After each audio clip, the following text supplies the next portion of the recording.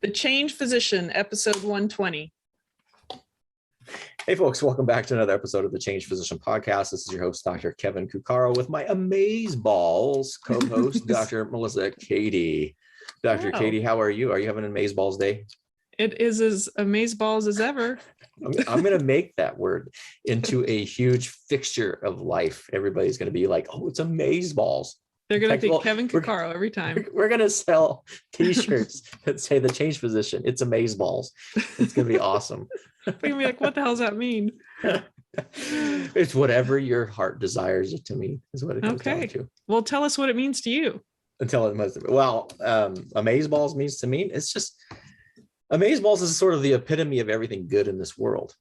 It's when, if you've groused up all the amazing things, all the positive elements of your past, your present, and your future expectations of existence, and you squish it into a ball like a black hole. You know how they talk about compressing that mass into something so great.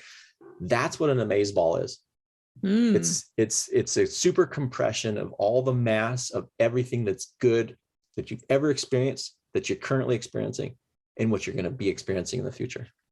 And despite the dire of pandemic, you can still find amazeballs in your life if you pay attention. And you can design amazeballs, right? You can start investing in amazeballs and start applying more and more mass until it becomes an amazeball black hole, where it just starts sucking everybody else into its amazement. Yes. Yeah. Make it a positive black hole. That had absolutely nothing to do with the episode today, folks.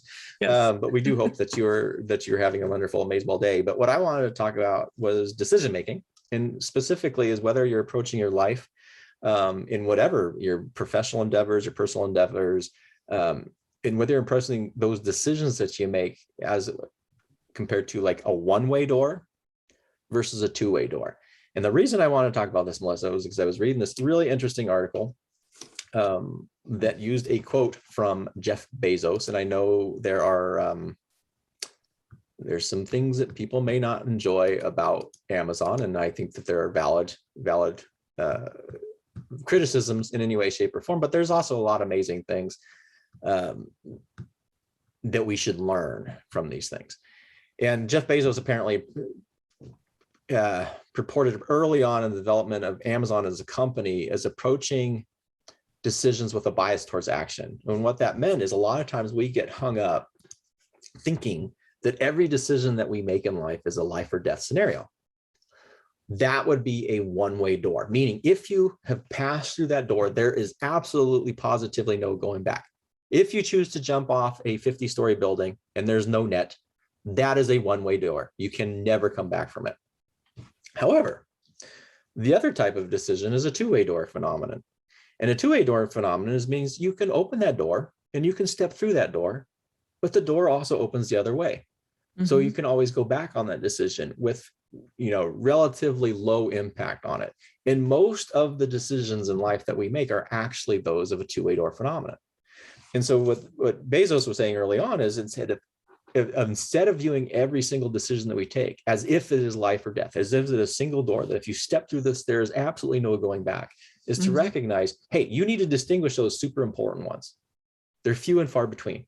But the rest of them approach it in such a way that you recognize, if you step through this door and it isn't what you expected or isn't working out how you expected it to be, you can go back. And you may have lost a little bit of time, but the other part about that is if you haven't taken that action, you're losing out on opportunities. And that's a huge thing. So ultimately, this podcast, I feel, is like my own personal therapy, because a lot of it comes down to these personal experiences that I have in, these topics. And not to be completely selfish, it's just that I have approached life in many, many different ways from a very early age, as if everything is a one-way door. And it becomes more difficult, I think, in some ways, because of the neuroplasticity, the older you get. But I really work on trying to distinguish things are not life or death, that there's a realm for experimentation. There's a realm for recognizing that if you hate the job that you're at, you can transition to another job. Or if you like the job that you're at and you think another one's bigger or better, you can make that decision. And as long as you don't burn bridges, you may still be able to come back. It's not the end of the world. Right. So how about you? Are you a two-door or a one-way or revolving? I think it depends on what realm you're speaking of. I think there's some, it's like you, when I'm dealing with like this little projects or trying out things, that's not leaping from something to something else, but rather is just a new experience or a new project. I don't have I don't have a lot of fear avoidance kind of mentality. In fact, it probably is a little bit too quick to jump on things and not do a ton of due diligence, like, some due diligence, but then learning, whether it's like trying to build something or, create something that I have a sewing machine and I made some curtains for the house, and I didn't do a ton of research on it. I just kind of figured it out as I went along. So I am that kind of person where I will read manuals, to, when I get things. So, I like learning, and I feel a lot of, what's the word I'm looking for? I feel very self-efficacious or resourceful. So I have the confidence that even if I don't have the full competence in it, that I will find a way. So in that way, it's kind of like, well, I'll try it, see how it goes. And if I don't like it, I can just quit, and there's no real consequence. So in that realm, it's different. But like, especially for physicians such as myself, who is employed, that stepping out and going out on your own, even though you could go back to being employed, maybe not with the same people, there's usually a reason you leave, that whole uncertainty of not being self-employed, because that's really not, through your training, you've been employed technically, maybe Medicare is paying for your residency salary or whatever it is, but you're used to just getting a paycheck. And there's that security, there's that sense of security, I should say, that you're used to just having a paycheck and not having to watch anything or market yourself or do anything else. It's just, you just show up, you get paid, and that's great. But stepping out, even though you may cognitively, if someone asked you, you probably say it's a two-way door, but emotionally it feels one way. So literally the fear of stepping out, and it's that change. I think it's just that massive change, and your finances are dependent on it. So I think there's a little bit more stress versus like, you're just exploring and trying something new, some little project, just, try it out. Now there's a lot more on the line with that. You're going to say something? I'm just grinning. No, because this is exactly the point, right? Of a two-way versus one-way door. And Yeah. it isn't like there's this black and white line that all of a sudden, this is a two-way door and this is a one-way door. But if you see this stuff on a spectrum, right? Because it's really, really easy to make two-door decisions for things that don't have any consequences. That's right. That's easy, right? And that's Yeah. not even a decision. Right. Or I should say it's a very minor decision, but it becomes increasingly important when there is a consequence to that action. And the importance of understanding the difference between a two-way and a one-way door in this scenario is, can you recover? So jumping off the building without a safety net is a one-way decision. If it doesn't turn out, if there's no lake at the bottom, like there's some dark building and you're jumping off and there's nothing that'll break your fall and save your life, the consequences are unrecoverable.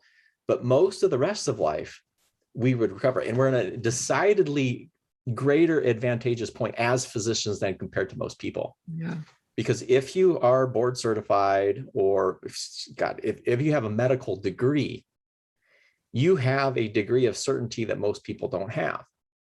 And so, yeah, there may be a financial consequence associated with an action, but is it recoverable? That becomes the key. Yeah. And in most of these, if you hate your job, and this is the important part, is if you don't recognize what is truly a two-door decision and you're falsely creating it into a one-door decision, you will put up with stuff that you really don't need to. Yeah. With this fear that, oh, I can't recover from it. Well, okay. You go leave the job, the employed position, you try something else. The worst case scenario, you need to go back to a job. You're a physician. I guarantee you can get a job. And people say, well, I won't get a job in the 9702 a zip code and I can't, well, those are all, again, those are false constraints that you're creating.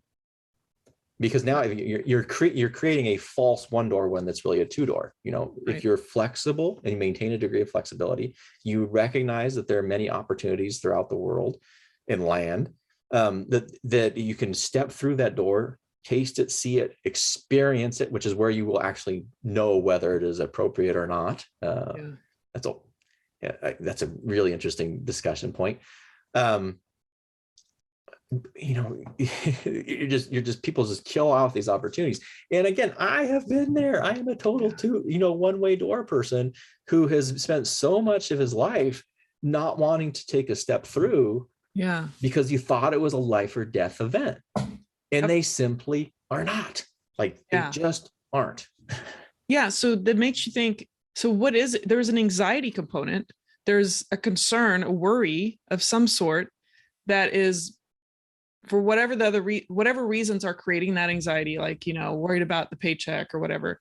As physicians, though that emotion, just like anything, sometimes you just have to walk through those emotions and recognize this is normal, and just kind of breathe through it and understand it, and start creating your path, and realizing that this path is going to teach you something. It may teach you what you like, what you don't like.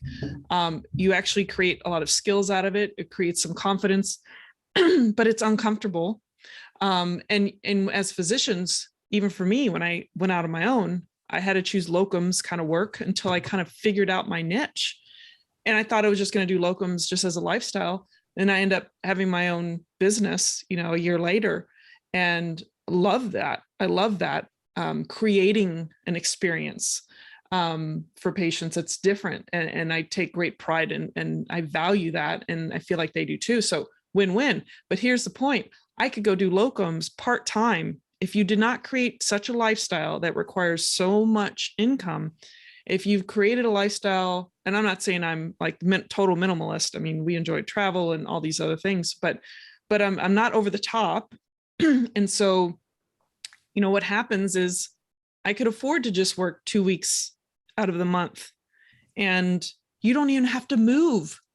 If you technically can create, if you have kids, you can create situation, a spouse or someone else, however you want to do it, family, to help you out. You could even leave for a week if you get the right kind of gig, 1 week a month, and then have this freedom of time with your children.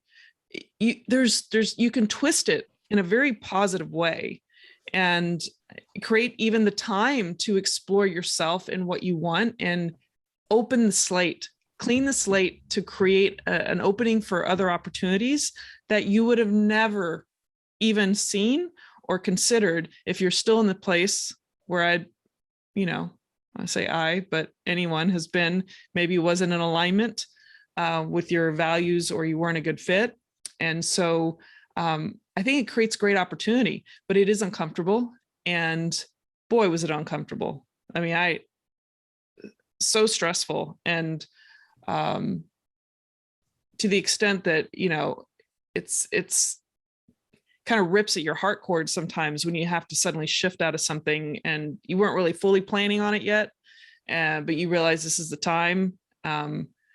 It's hard. I mean, you never forget that moment, but man, does it create a wealth of opportunity for your future. And it's just like anything, like leaving a relationship that's not good for you. I mean, I've been through, a relationship, a job that is not in alignment. I am the pro at that. I don't say I'm perfect. I'm just saying I've experienced that shift of emotion, and it is professional experience. Yes. Professional level experience there. Yes. Unfortunately, I am one of those people that can learn the hard way. Part of that's a lot of stubbornness from, I think I'm a little bit better than I had been in the past. So I'm more willing to listen, even if I get defensive at first. The ego wants to step in, but man, it's just so much better to just shut up, and listen to people who have gone through it before you. Well, and you listen to yourself, right? So if you're approaching a new decision and you think it is a one-way door, and you're doing I would be evaluating it. Okay, if I did this decision, what's the worst case that would happen? How would I recover from that? And if you can identify a way to recover from it, you know that's not a one-way door. The other thing you can do is look at past experiences. What were some of the decisions I made that had negative outcomes associated with them? Mm-hmm. And then conscientiously go through those. How did I recover from those? Well, it sucked. It was hard. It was da, da, da, da, da. Guarantee though, you learned something from it. And you know, in fact, then that wasn't necessarily for most, I should say, in most scenarios, it wasn't a one-way door in such a way that created death, because you're still alive, right? You didn't jump off the building. Mm-hmm. So, there's some exercises there. One of the exercises around this is kind of where I was leading with this. I think it's called fear setting. I learned about it first from Tim Ferriss, who's either know about Tim Ferriss, you don't know about Tim Ferriss. He's got a super popular podcast. But this was like one of his early books or early blog post, and it comes from Stoicism, which is essentially doing this kind of fear setting exercises, where from the Stoics would do is they would imagine, in fact, they would put themselves in a place of hardship periodically over time, where they would sleep on like the dirt, they would starve themselves. And the reason they did that wasn't because they were crazy, but because they wanted to recognize, well, what if the worst occurred, how would I survive? Yeah. And so you put those into those not true, but you create it and construct it so that you get the potential experience to say, you know what, if this occurred to me, it's not the worst thing that could happen. I can survive this. Mm-hmm. I think physicians particularly, and you hit the nail on the head when you were talking about, is we will falsely create an environment of one-way doors through choices that are oftentimes externally driven. If you're coming out of residency and the first thing you do, like I did, buy a big house, you have now confined yourself and you've created more of a perception, isn't that true? A perception of a one-way door than there needs to be. Yep. So a little bit of action up front where well, if I limit my expenses, I'm going to limit the amount of dollars that I need to have. If I limit the amount of dollars that I need to generate every month, that opens up even more doors. And even those things that I thought were one-way doors are actually really, really now completely perceptually two-way doors, rather than fighting myself the whole time. So really, really important distinguishing is most of life is a series of two-way doors, not one-way doors. That if you identify those and act and then have a bias towards action, you will actually be more likely to find more entertaining things, express yourself in new and different ways, be more likely to find the environment, the job, the relationship, or whatever that fits you better, that aligns with you better, rather than making sure that everything has to be absolutely perfect before you step through that door every single time. Right. And it makes me think about how this journey we have in life is learning about ourselves, and how sometimes you really have to remember that most things are two-way doors. And that's good, because as you're evolving as a person and you're learning more about yourself, you're going to need those two-way doors, because there's times where you need to shift and pivot in your own life to align with who you are. And so I love that you brought that up in this whole one-way door perception, or sometimes it's one way, but just this two-way door type of way of making decisions. And I think it's very relevant for any human being that is alive on Earth today. And that I think this is a good thing to consider. And more importantly, what I think we've brought up is to be intentional on reflecting. And I don't think we're all, I could say I'm not the best at that. Sometimes my best reflections are after the fact that I look back on maybe intuitively why I did certain things, and then I learn from that later. In fact, like you said, this podcast can be is kind of therapeutic, because it's making us reflect on things. So, and there's an accountability in us creating this podcast. And I think this two-way door thing, the podcast is a perfect example. We pursued it, tried it out. We recognize there's a lot of value, and we hope all of you out there are getting great value too. But the two-way door was part of this process of creating the podcast as well. So not a ton on the line as far as if we decided not to, but at the same time, there is a lot of work involved, and we don't mind doing that for not only our own benefit, but everyone else out there too. So any last thoughts, Kevin, before I take us out? Oh, I always have lost thoughts, but I mean, Well, yeah, I know. I'll You're leave it on Kevin. there. Last thoughts. No, I think there's again a lot of things that we can cover, a lot of implications with this, but really the one takeaway is just, you know, recognizing if you're approaching a decision, and particularly a very difficult decision, is take a moment and acknowledge, is this truly a one-way door, or is it actually a two-way door that I'm creating, you know, constructing it as a one-way door? And if it's a two-way door, step through it. Step through it. You can always go back. Yeah. And just understand that physiologically you might feel those emotions. That's totally normal. Playing through your body. It's okay. Yeah, we're okay. there with you. We've been there before, and it'll be okay. It'll be okay. That's the biggest thing, is the change physician. It'll be okay. Yes, it'll be okay. Well, for those of you listening out there, if you haven't joined the Change Physician community, you can go to thechangephysician.com. We'd love to have you there, whether you're a physician or a physician ally. And of course, any ratings or reviews at any of the podcast venues are appreciated, and we'd love your feedback. You can always reach out.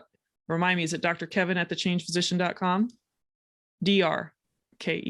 DrKevin, yes. At thechangephysician.com. You can reach out to either one of us through his email, and we'll be happy to respond. And if there's anything you're struggling with and you want to just share it with us for either future episodes to share with people, maybe the topic in and of itself, or just like to hear our thoughts, we'd love to connect with you. So for those of you listening, we'll see you on the next episode. Thank you for joining us. Take care, folks.